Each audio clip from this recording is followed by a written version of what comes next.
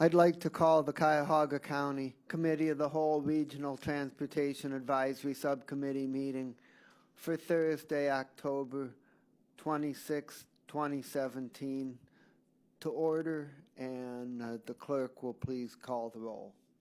Calling the roll, Mr. Miller. Here. Ms. Conwell. Here. Ms. Gallucci. Ms. Gallucci is absent at the moment. Mr. Feliciano. Present.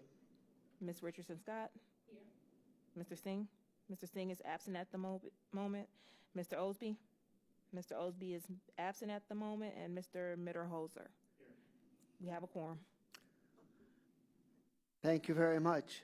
Has anybody signed in for public comment related to the agenda? Yes. Eric Johnson.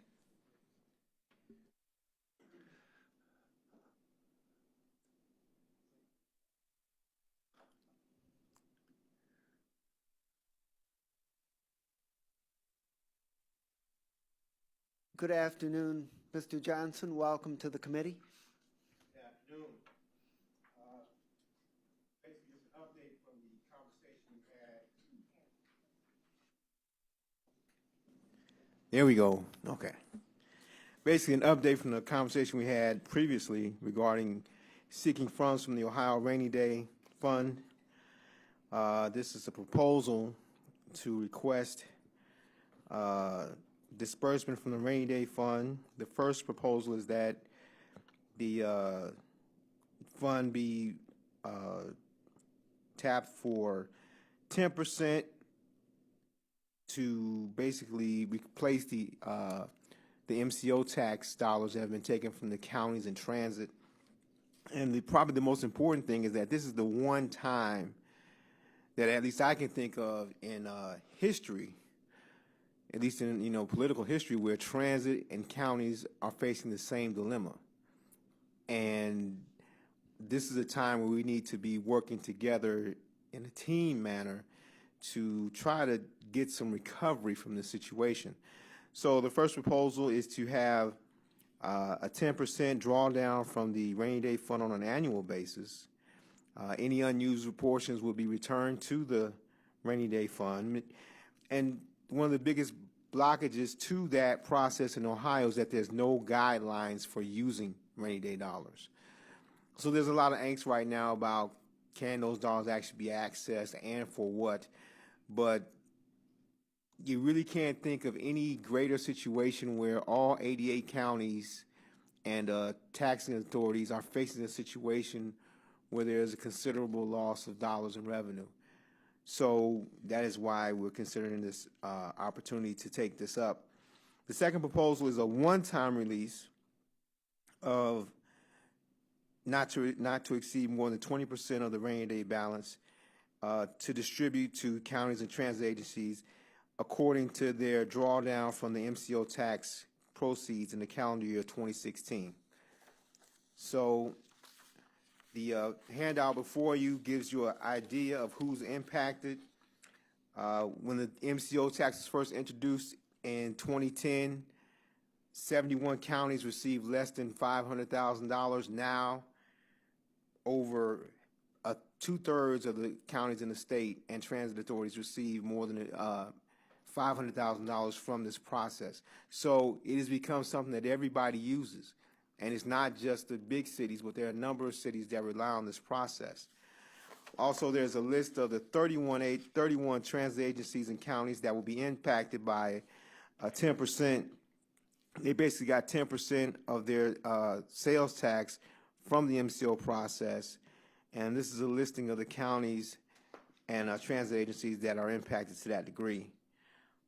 Significant number, almost a third of the state. So there are allies out there. And the last page is basically a highlight of what the drawdown will look like for the county and for RTA. Okay, well, that would be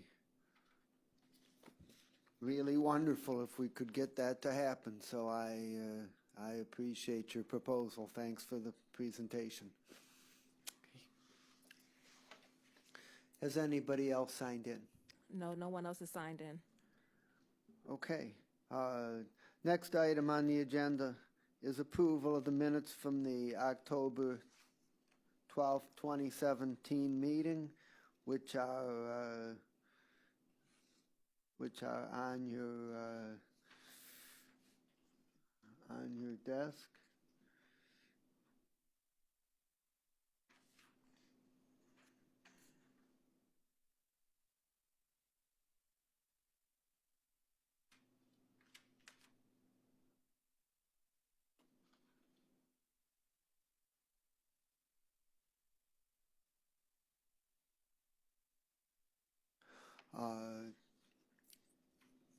I do have one suggestion on the minutes. This is the one meeting where we're in the middle of the meeting. I had to depart and turned it over to Miss Conwell, who conducted the rest of the meeting, and I would suggest that at the point in the process where it occurred that you should make a note of that. I don't. Is it in here? It is a note on page 4 at the top.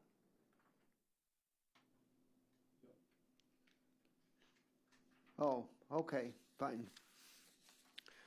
Is there a motion on the minutes? Is there a second?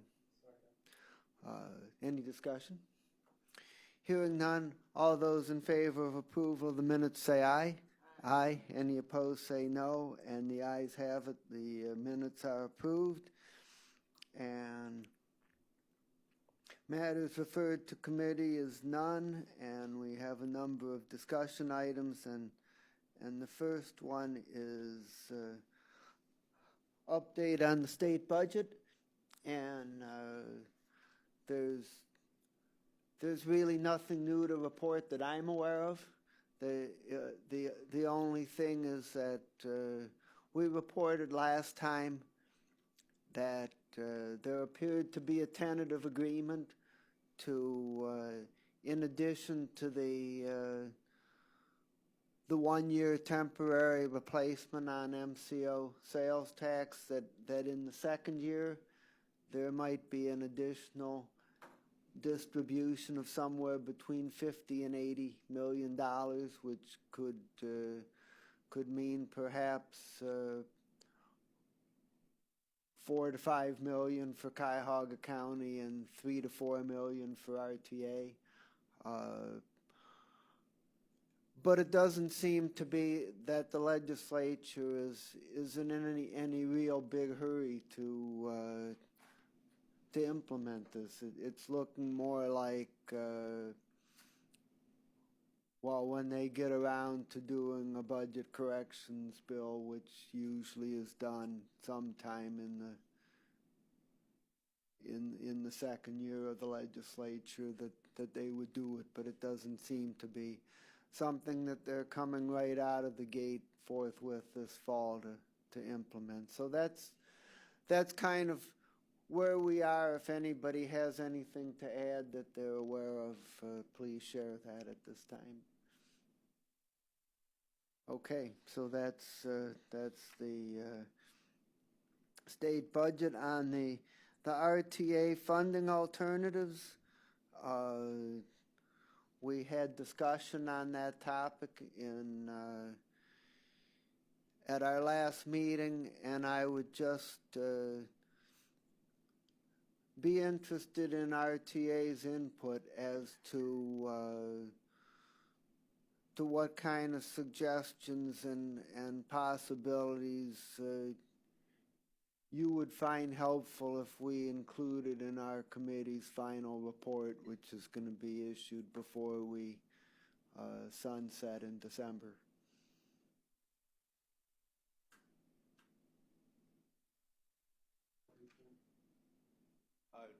I would just say we go back.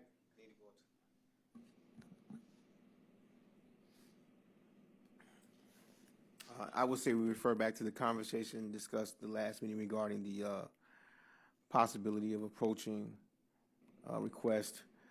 That's not something that our board has approved of yet or anything, but that's something that's out there that people are interested in looking at. So,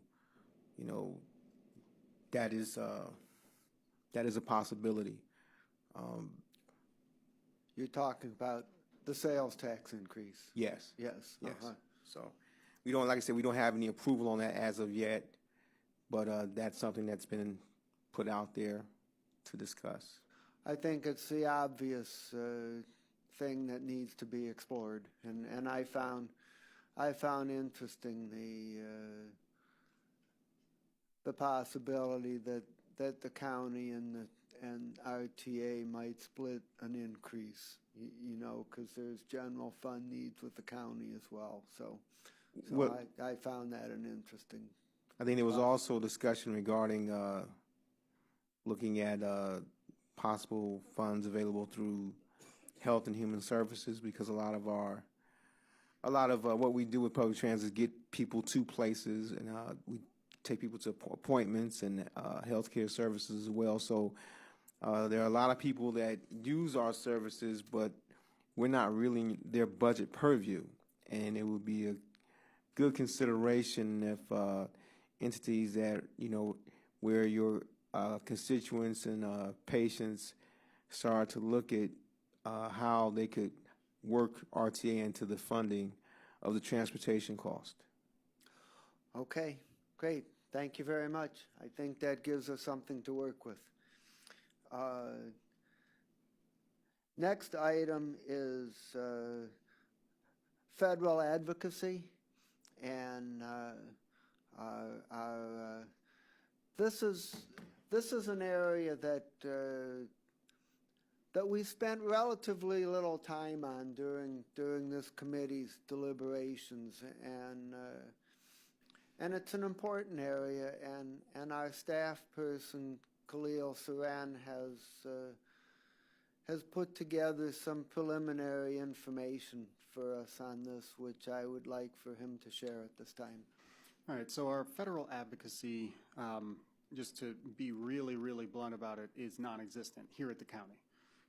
We contract with a consultant to advocate for us at the state level, and we have people on staff and director level position to work with cities in the county, but we don't have an advocate at the federal level for funding presently. Just as a brief sketch, and I think that maybe Mr. Feliciano could probably add a lot to this discussion on sort of the advocacy questions around transit, but just as a brief sketch, we're probably more likely to be in a sort of a defensive posture when it comes to federal advocacy right now, based on trends. Obviously, operating funding was eliminated in the 90s, and capital funding hasn't been adequate and tends to trend down from the federal level. But then additionally, I think more concern is the fact that recent budget proposals eliminated Tiger grants, eliminated capital investment grant funding, and cut the Department of Transportation budget significantly. So these sort of defensive things that if we're going to engage in federal advocacy, first step would be sort of defending the need for even just present levels of funding. And we could stretch and go for increased levels of funding as well, but that would sort of be a more proactive request, and I don't think that we're necessarily in a position, given the sentiment. But one thing to keep in mind is that it's my understanding that in Ohio, at the very least, around 25%, and this doesn't necessarily speak to Greater Cleveland RTA's funding levels, but in Ohio as a whole, at least recently, 25% of funding sources were federal with our urban transit providers. In our rural transit providers, that level is close to 40%. And so that could be something that we leverage to sort of reach across whatever political divides might separate us from sort of an increased level of interest and increased level of funding at the federal level. for public transit. Just to note that a larger degree of their funding resources come from the federal level in our more rural neighbors transit providers. So using that as sort of a bonding point and a way to attract other partners, that might be helpful. So like I said, more proactive requests that we could make would be increased levels of funding, maybe bringing back some level of funding for operations at the federal level. Really, what we need is a sustainable and permanent funding source from the federal level for capital and to some degree operations that matches more adequately the actual demand and actual need for our transit providers. An additional sort of, and this is sort of a blend of defensive and more proactive ways that we could engage in some federal advocacy would be if we were to engage with a consultant. I would hope that consultant would be equipped to help to the degree possible applications for existing grant funding as well, and maybe increase our chances of receiving in those competitive grant funding situations. And so since we don't have any capacity currently within the county for federal advocacy, either contracted or in-house, there are other organizations that are doing advocacy right now at the federal level, some of whom we're associated with, like the National Association of Counties. AARP is a partner that we could potentially reach out to. National Alliance of Public Transit Advocates, which is a national association of various regional and statewide transit advocates. The American Public Transportation Association, which is an association of transit providers at the national level, and the National League of Cities as well. They're doing work on transit advocacy at the federal level. And considering, I believe Valerie McCall is on their transportation committee, in the leadership of their transportation committee, and of course Matt Zone is the president of National League of Cities. There's a connection there that could potentially be helpful in our federal advocacy efforts, should we choose to go the route of taking on a more proactive role in federal advocacy here at the county. But I maintain this is an uphill battle, given the expressed sentiment of the current administration and sort of proposals that indicate a willingness and an eagerness to go in the opposite direction from what we would require. To Jose, does RTA do any lobbying or advocacy on the federal level? Well, I mean, by law, we can't. You can't. We can't lobby, no. But we do have a lobbyist. You have a lobbyist. Yeah, in DC, yeah. And, yeah, sorry. Being a member of APTA, as Khalil referenced, that's, a position point with trying to gain influence in Washington, as you also mentioned with regards to Valerie McCall. She's the past chair of APTA, so she's in a position of influence there. I think the reality here is, like what Khalil was saying, is that regardless of the amount of lobbying that goes on here, there's sustainable sources of funding that need to be achieved at all three tiers, at the local level, at the state level, and the federal level. And it's not a question of the amount of lobbying per se. I think it's more a question of coalition building. And that's why, going back to talking about working together in a collaborative fashion when it comes to doing the sales tax, I think politically that's the only way that that's achievable. So I think when you're talking about these national organizations, yes, we should look for more ways that we can partner together when we talk about shared dollars that benefit all of the organizations that would be receiving those monies. And the reality is, when we're talking about federal funding, is that there is an ugly elephant in the room when it comes to the gas tax. Less people are driving, cars are more fuel efficient, and now we're starting to have alternative fuel sources enter into that agreement, and there aren't even any real taxes attached to them, more subsidies than anything. So that pool of money is going to continue to dwindle. And once that money is gone, then what's the solution?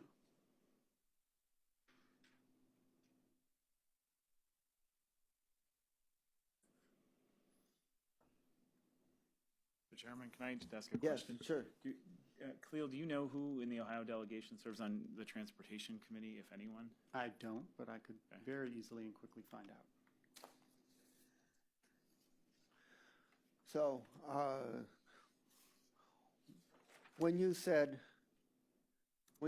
that RTA has a lobbyist, were you referring to APTA? That's our main source of lobbying. Okay, fine. Okay, well, that's an important source. For sure. Mr. Chairman, if I might, there are just two other organizations out there that I know, well, they're sort of their siblings. Smart Growth America is certainly going to the Hill every day talking about a broad array of budget issues, but transit and transportation are front and center. And then their sister organization is Transportation for America, which is a coalition of public-private entities, nonprofit groups working on transportation issues broadly, but focused on the budget. And there is a big national effort focused on the budget. Okay, that's good to know. Thank you.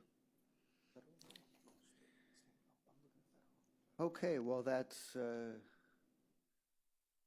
start on federal advocacy. It's a very big topic and certainly a valid question as to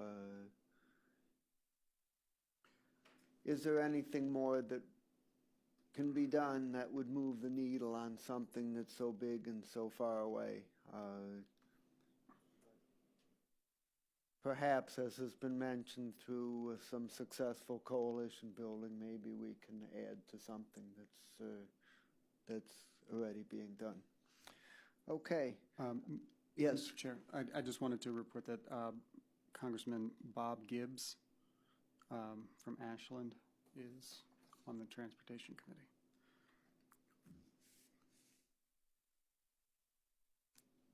I served with him in the legislature.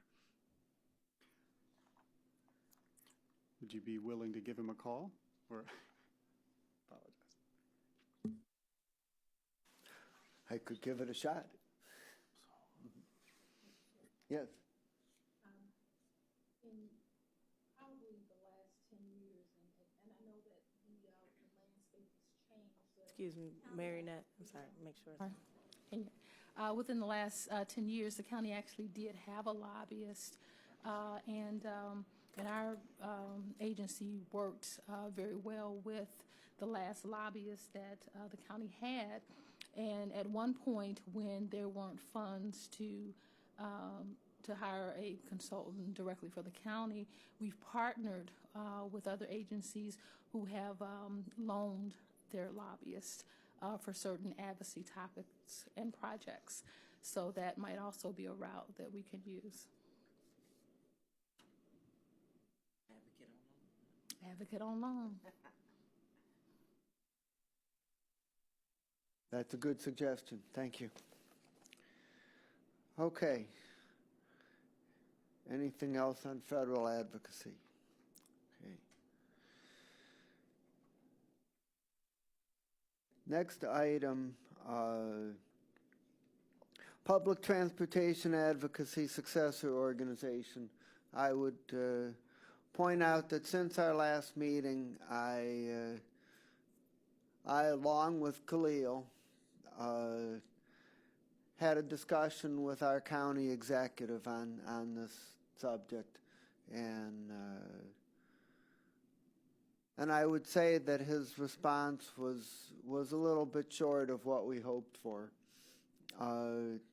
He certainly fully recognized the the need for more and better and more collaborative advocacy for public transportation, and he certainly is totally on board on that. But he was saying,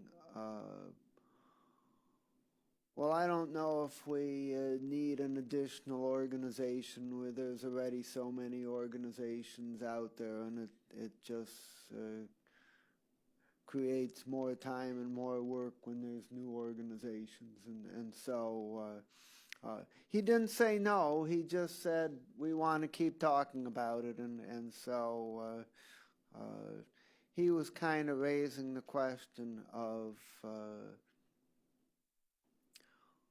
well, is this an operation that could be housed within an existing organization so that we would have the advantage of some of their infrastructure? And so he kind of put that on the table, and we're gonna have more discussion, and regardless of this, I think it's this committee's responsibility to recommend what we feel is needed, and certainly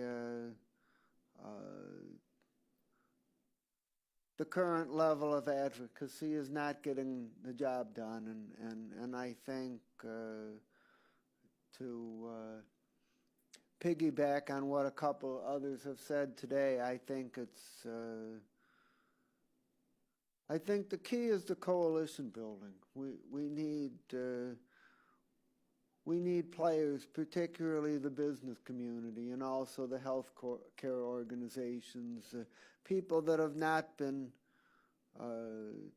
strongly involved in public transportation in the past. We need to get them involved, but also to have the political leadership involved, so that that you have the advocacy coming broadly from the community and the political leadership to know how to do the advocacy. So that's kind of where we are on that, and we're going to continue working on that and incorporate recommendations into our report on the subject. So any further comments?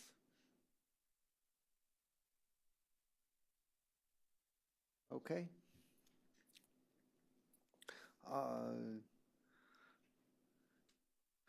Next item is on an update on the committee's final report. What I'm planning on is we've kind of circulated around the outline and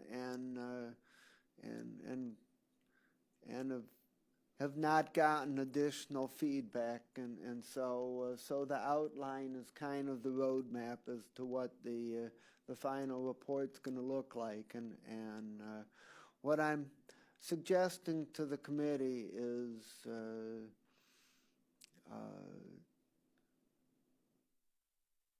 I'm suggesting we're going to cancel the meeting on November 12th. We're going to need that time for the county budget, and the draft report would not be ready by then anyway.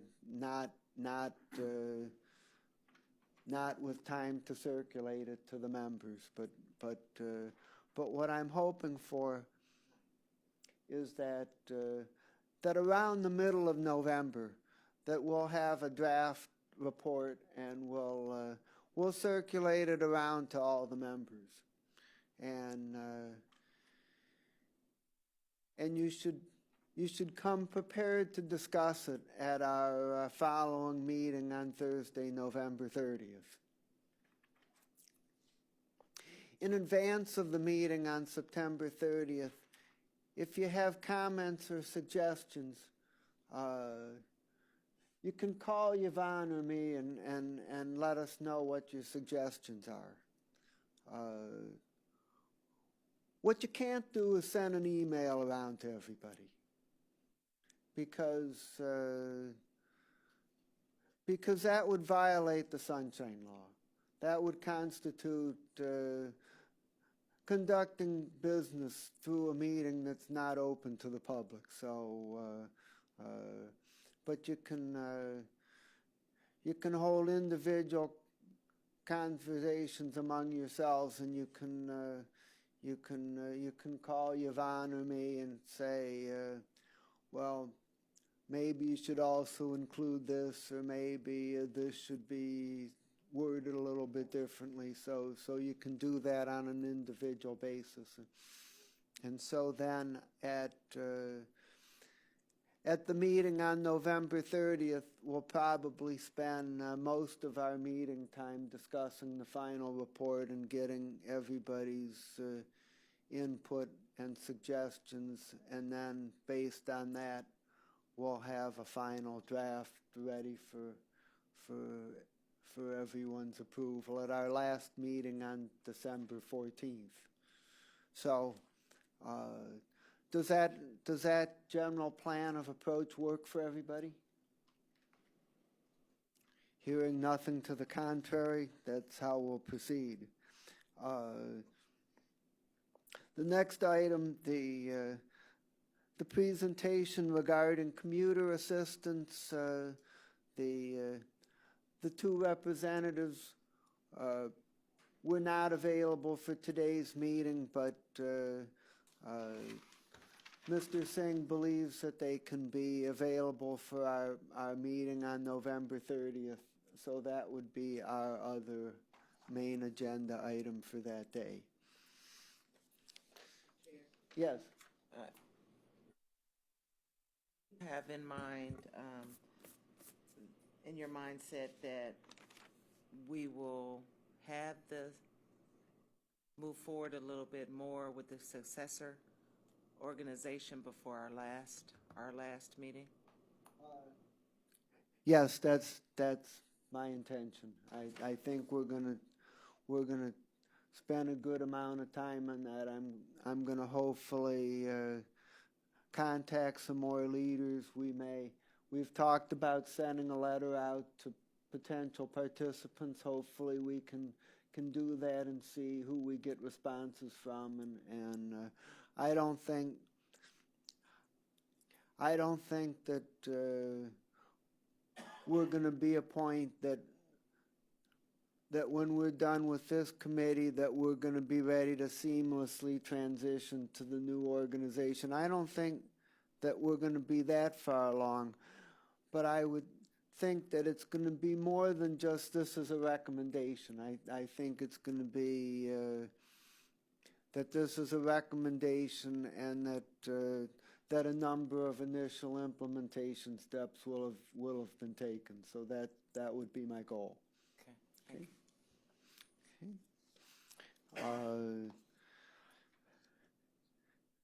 Finally, next steps for the committee. I think we've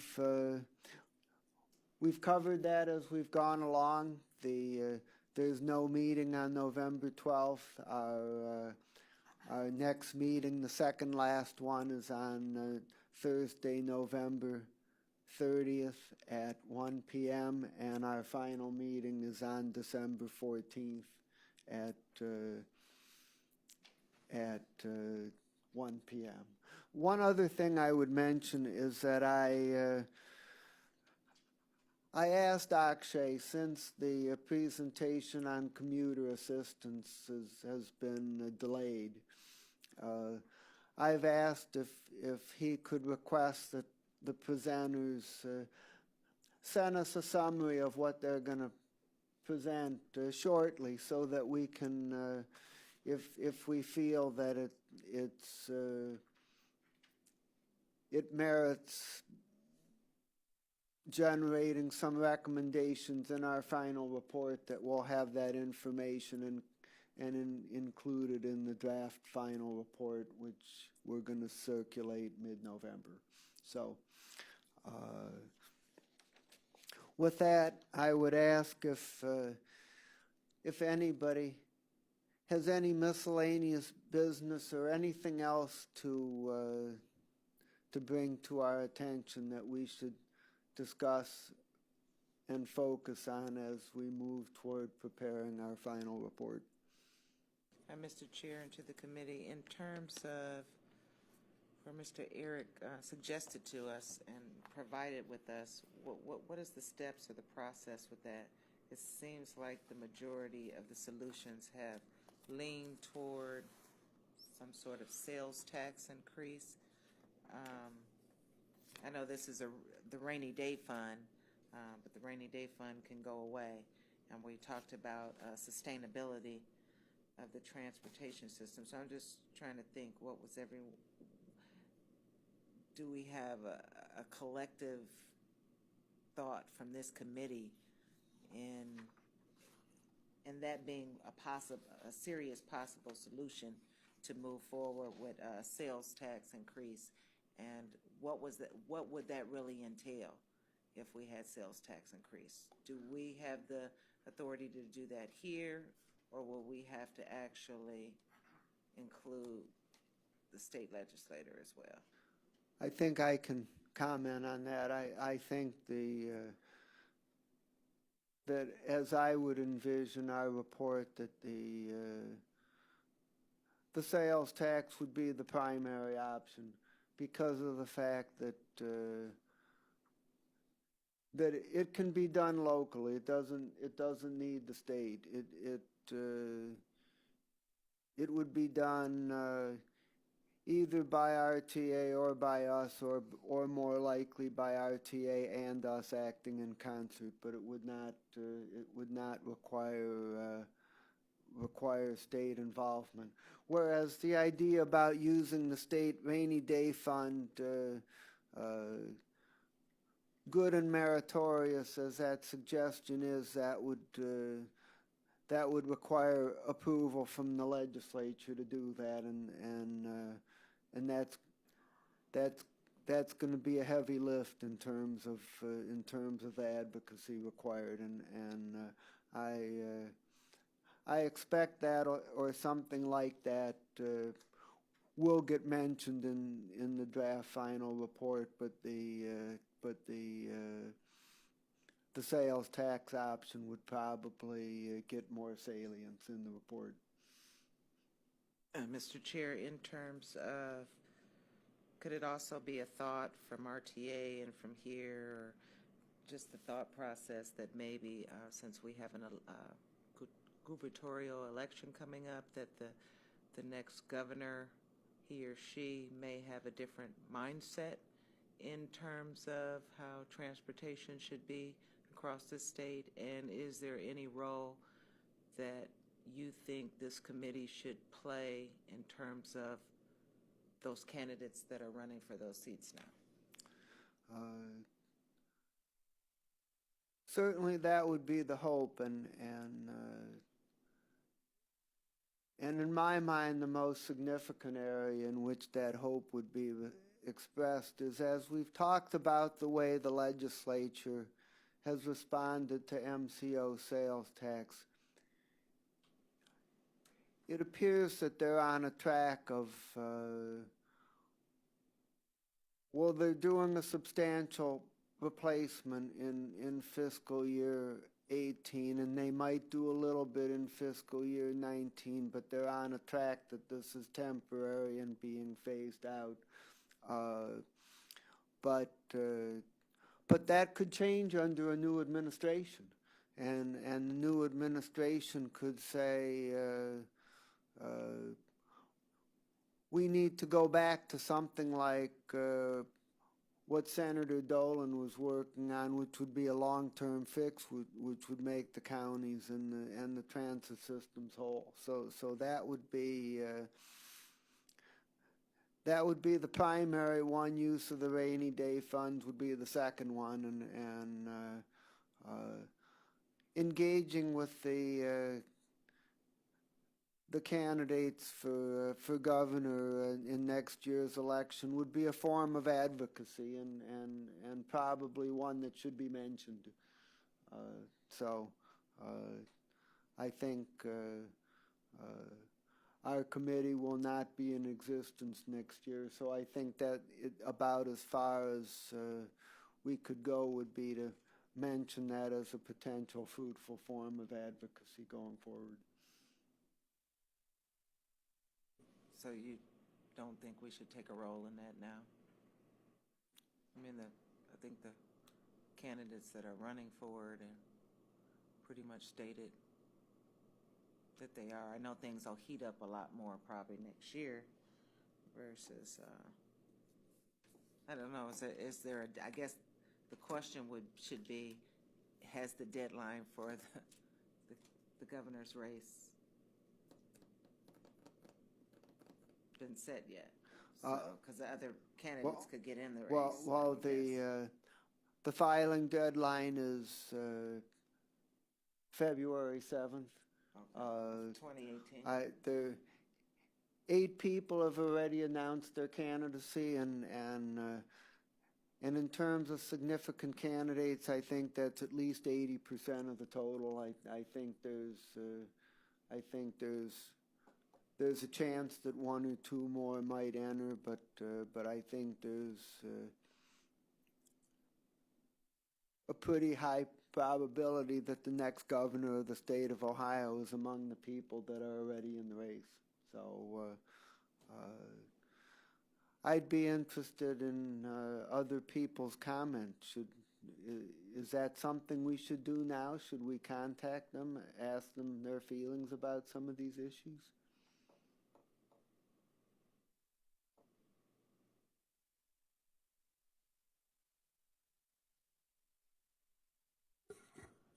Mr. Chair, I certainly think that it's something that should be on our radar.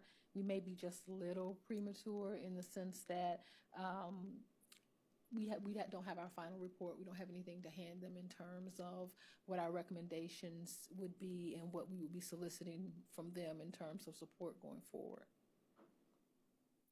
You know, there might need to be some kind of a bridge between this committee and the successor organization, because the successor organization probably will not be fully constituted and effective soon enough to take advantage of this opportunity, and this committee will be out of existence. So we can think about that. So that's a new topic. I think for now we should just put it on our radar screen and give some additional thought as to what's the best way to take advantage of that opportunity. And just to state, Mr. Chair, if the committee doesn't feel like they want to go forward with it, then I don't have a problem writing my own personal letters to any of those candidates. I just think that should get out there, because transportation is a big issue across the state, and especially Cuyahoga County. And I'd like to hear what the candidates are thinking in terms of if they want this seat, because this is an issue that should be one of their number 1 priorities of priorities to deal with across the state. So just let me know. You know, it is more than a month to our next meeting. If we could quickly formulate a letter with a few specific questions. I mean, we know what some of them are. I mean,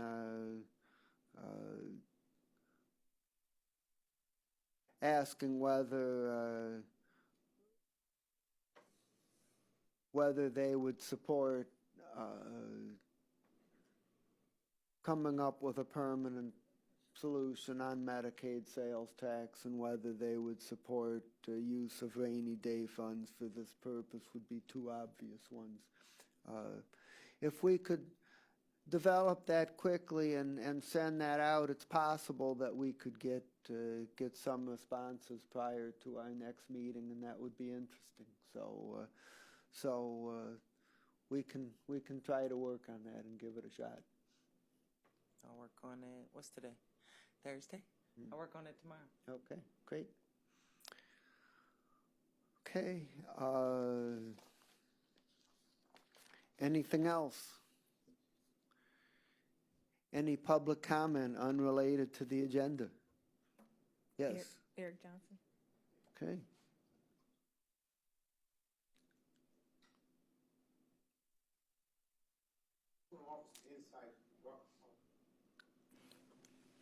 Just want to offer some insights with regard to the advocacy approach regarding the sales tax and the rainy day fund. The rainy day fund request is not just from transit, it's for all. It's for the counties and transit. Understood. So there's an ask there that when the presentation or the request is made to the gubernatorial candidates, that they understand that there needs to be a better way of accessing the rainy day funds. There needs to be better guidelines in that process, because as of right now, I'm not sure if you've heard, but there's conversations among those candidates regarding an opioid crisis, and that maybe we should tap the rainy day fund for the opioid crisis. And my concern would be that, while that's considerably important, the operation of local and county government and transit authorities is extremely important, especially when all 96 are impacted. And that would seem to me to get definitely a priority in the conversation of tapping of any rainy day funds. With regard to sales tax, the number one question is going to be asked from constituents and from office holders is, what have you done thus far? And, the rainy day fund, that the request, and the biggest thing is to at least make the ask. If they tell us no, then so be it. But we have to get legislators to make the ask, to make the presentation, and then to have leadership tell us no. That way it's on record. It becomes a part of the public conversation that, that it's practically a punitive process to hold these funds back from county and transit authorities, because it's almost a punishment. And we've been efficient.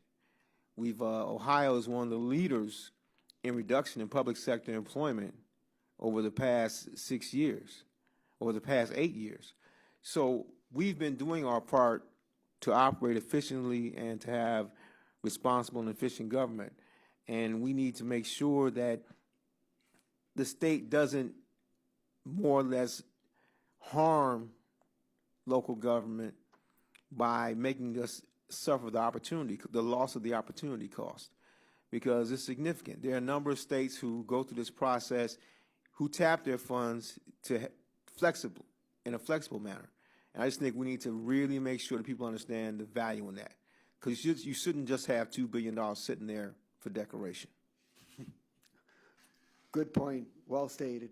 Thank you very much. And Mr. Chair, that could be, I know you kind of said number one priority would be, or the first primary thing would be the sales tax, primary option, then possibly the rainy day fund. But then there could maybe be, number one could be a combination of both. Whereas even though we know the rainy day fund is not sustainable, maybe that could get us over the hump from where 2019, where the state funding is going to stop, and get us a little further along so counties can be able to make maybe have a longer time of actually thinking about how they would provide that solution to make up those funds. And it would also give the new governor time to assess, him or her, assess all that they need to do. It could be a bridge to 2020 so that no harm would be done in the meantime. Okay, thank you. That makes sense. Okay. Anything else? Okay. If there's nothing further holding our attention, so we are adjourned. Thank you very much.